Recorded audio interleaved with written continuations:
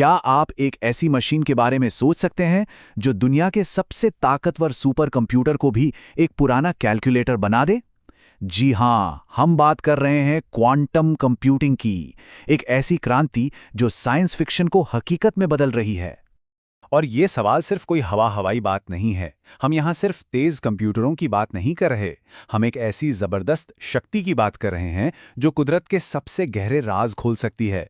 और हाँ, ये मानवता के लिए एक ऐतिहासिक मोड़ साबित हो सकती है।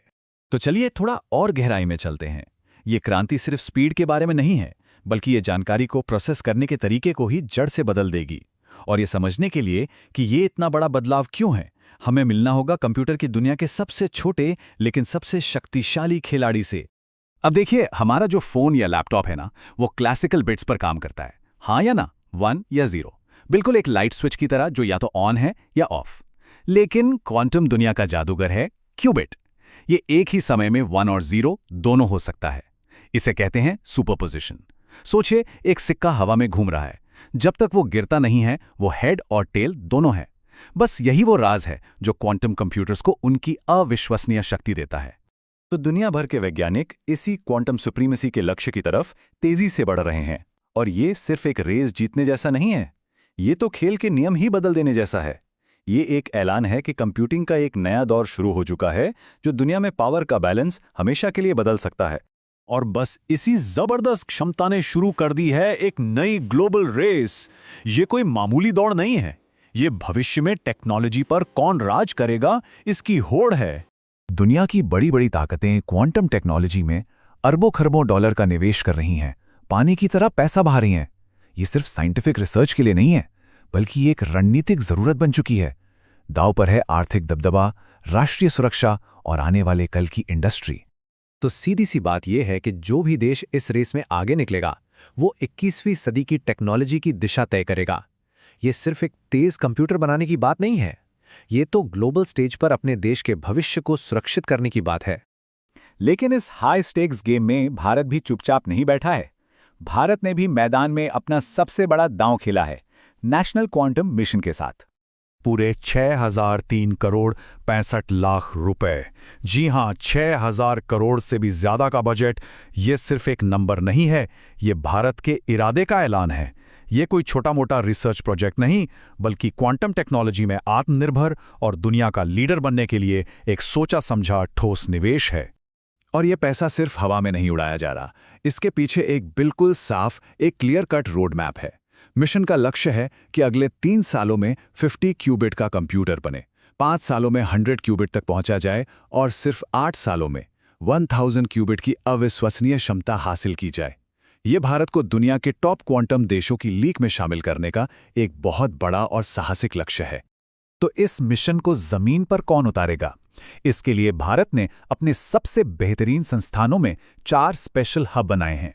आईएससी बेंगलुरु कंप्यूटिंग पर, आईआईटी मद्रास कम्युनिकेशन पर, आईआईटी बॉम्बे सेंसिंग पर और आईआईटी दिल्ली नए क्वांटम मटेरियल्स पर फोकस कर रहा है। ये हब सिर्फ रिसर्च सेंटर नहीं है, ये इस पूरे इकोसिस्टम की रीढ़ की हड्डी हैं। चलिए अब उन खिलाड़ियों पर ध्यान देते हैं जो इस मिशन को सच में हकीकत बना रहे हैं, क्योंकि सरकार और बड़े बड़े इंस्टीट्यूट्स तो कहानी का सिर्फ एक हिस्सा हैं। असली जादू तो जमीन पे हो रहा है, हमारे स्टार्टअप्स के बीच। भारत का स्टार्टअप इकोसिस्टम तो इस रेस में पूरी जान लगा रहा है। जरा इन पर नजर डालिए। QPAI जैसी कंपनियां भारत में बने क्वांटम कंप्यूटर बना रही हैं। और क्यूनू लैब्स, ये तो हमारी डिजिटल दुनिया के बॉडीगार्ड्स हैं जो क्वांटम सेफ कम्युनिकेशन पर काम कर रहे हैं। इनके साथ ही बॉसन क्यू, प्साई और प्रेनिश्क जैसे दूसरे खिलाड़ी जरूरी सॉफ्टवेयर और हार्डवेयर तैयार कर रहे हैं। ये सिर्फ आइडियाज नहीं हैं, ये असली ठोस प्रोडक्ट्स हैं जो भारत की क्वांटम ताकत को बना रहे हैं। क्यूनू लैब्स के सीईओ सुनील गुप्ता की ये बात इस मिशन के मकसद को बिल्कुल साफ कर देती है। स्टार्टअप्स जो ये टेक्नोलॉजी बना रहे हैं वो असल में भारत के डिजिटल भविष्य को सुरक्षित करने के बड़े राष्ट्रीय लक्ष्य से सीधे जुड़े हुए हैं। तो ठीक है, ये सारी ताकत है, पर इसका इस्तेमाल कहाँ होगा? देखिए, क्वांटम पावर एक दो-धारी तलवार की तरह है। एक तरफ इससे चमत्कार हो सकते हैं, तो दूसरी तरफ बहुत बड़े खतरे भी हैं। अब जरा सोचिए, क्या क्या हो सकता है। नई नई दवाइयां जो दशकों में नहीं बल्कि कुछ हफ्तों में बन जाएं, या ऐसे फाइनेंशियल मॉडल जो स्टॉक मार्केट को कहीं ज्यादा बेहतर तरीके से समझ सकें। या फिर ऐसे नए मटेरियल्स डिज़ाइन करना जो ऊर्जा और इलेक्ट्रॉनिक्स की दुनिया में क्रांति ला दें। यही क्वांटम कंप्यूटिंग का असली वादा है। लेकिन यहीं पर कहानी में एक ट्विस्ट आता है। वही शक्ति जो कैंसर का इलाज ढूंढ सकती है, वो उन सभी इंक्रिप्शन कोड्स को भी तोड़ सकती है जो हमारे बैंक अकाउंट्स, सरकारी राज और पर्सनल डेटा को सुरक्षित रखते हैं। यही क्वांटम युग की दो धारी तलवार है। पर भारत इस खतरे के लिए पहले से ही तैयारी कर रहा है।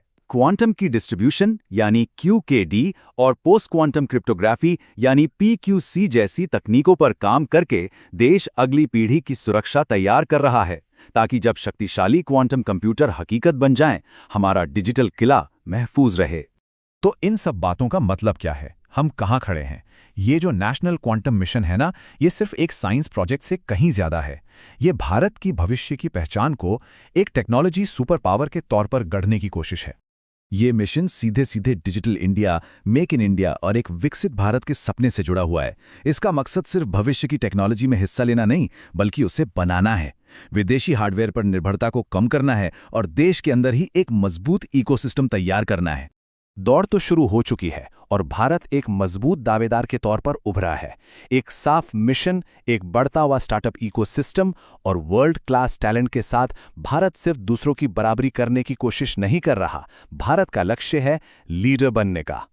आखिरी सवाल बस यही है, क्या ये रणनीतिक दांव भारत को क्वांटम क्रांति में एक ग्लोबल लीडर बनाएगा? इसका जवाब तो सिर्फ वक्त ही देगा।